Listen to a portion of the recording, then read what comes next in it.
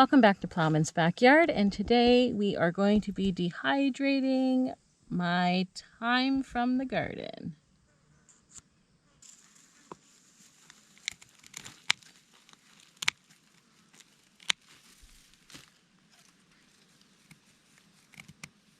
Oh, I love the smell of this.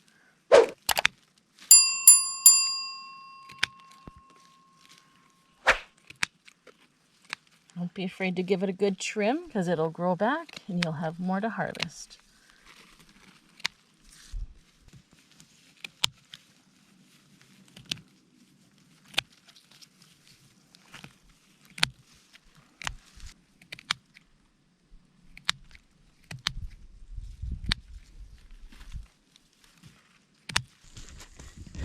All right, so this is what we just harvested now, and I still have another thyme plant in the greenhouse that grew back last year, so it's even double the size. So we're going to go and harvest from that as well. All right, now that we have collected our thyme from the garden, it is now time to clean it, and you clean it using just a little bit of vinegar in water, and then you want to pat it dry. All right, so now that we have our sprigs that are clean and washed and dried, what we're going to do is we're just going to lay them out just like this on the dehydrating tray. So I like to leave them just like this on here, mainly because I'm going to use them for different things.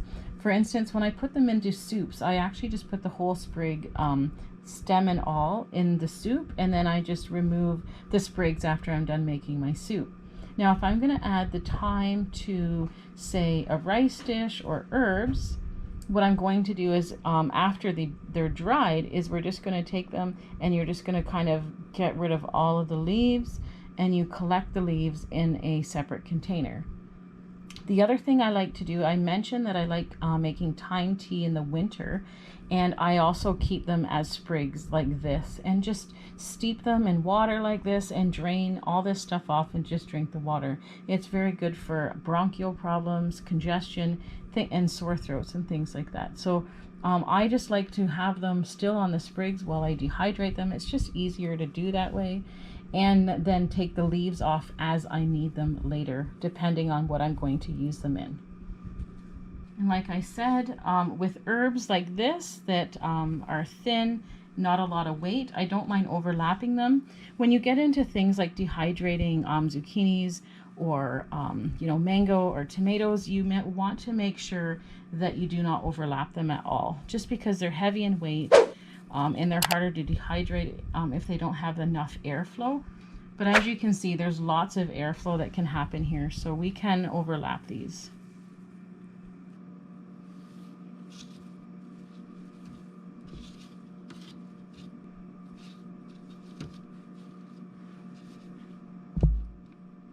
All right, so now we just need to set our temperature.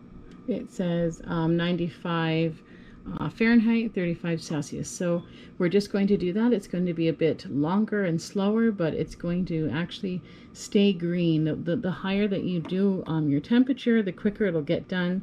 But I believe it loses more of the nutrients and it does lose its color. So we're just going to set this. It'll probably take anywhere from 8 to 24 hours depending on the humidity in the herbs itself, as well as the humidity in your home. So we're just going to turn that on now. And that's pretty much all there is to it. And this is all of the thyme that we're doing. And we'll come back once it's done and ready, and I'll show you what it looks like. So our thyme, as you can hear it, is done and ready. And that was about 12 hours as well for the thyme as it was for the parsley in our last video that we did. And now we're just going to take this, sprigs and all, and we are going to put it in a nice mason jar. Nice and dried, as you can see here. And I'm going to keep the sprigs on just because when I put them into soups or when I steep it as a tea, as I talked about earlier, it's better to keep it on the sprigs rather than de-leafing them. Now this, if you were going to de-leaf these, this would be the perfect time. And all you would need to do, if you just wanted to have the leaves and not the sprigs, essentially what you would do is hold it over a jar like so, and you would just de-leaf it just like this, and you could collect all of the thyme leaves and just leave the sprigs bare. So instead of doing that before you would dehydrate them, you do them afterward.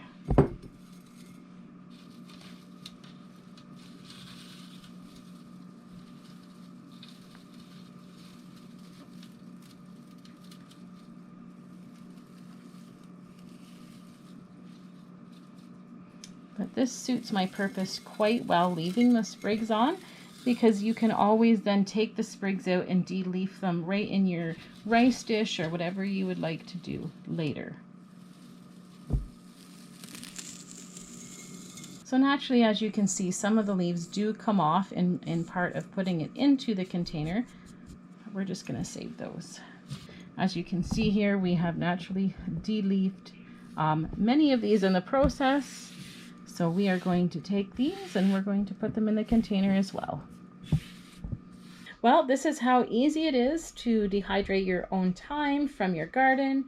And I want to thank you for joining us once again here at Ploughman's Backyard.